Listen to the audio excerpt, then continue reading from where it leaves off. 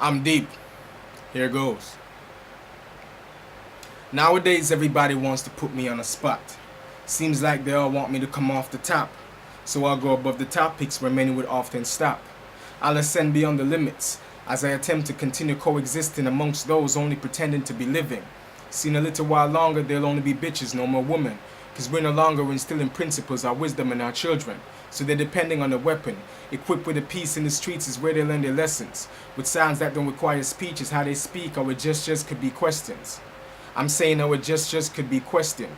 I mean our gestures could mean threats that lead to death or letters written from a cell by a man who suffers from regret as he often reminisces about the lovely summers he spent getting in trouble with friends, just being an innocent kid and all the happiness he missed for he traded his life for a death sentence, a man who killed a boy when he was 12.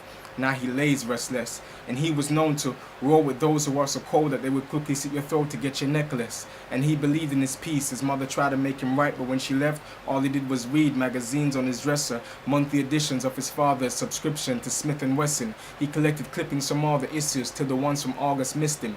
By then he was in prison. At 16 he was recognized at the scene when he raised his middle fingers to the police and said, F the East if the West is where you reppin'.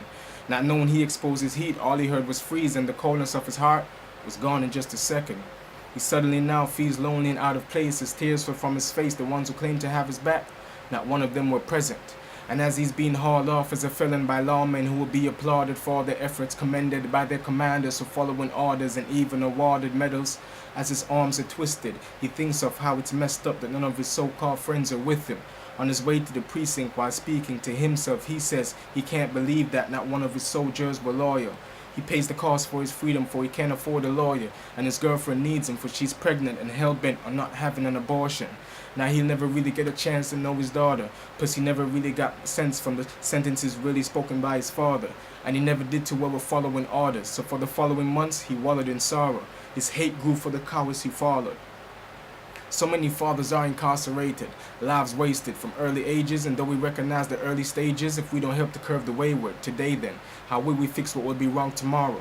If we continue to let a generation stray from the basic principles life is based on, how will we save them? That's why I've learned to be patient. I've learned from the mistakes of my parents and those before them that made them. That's why I can stand and stare directly in the face of my haters and smile and make them mistake my appearance.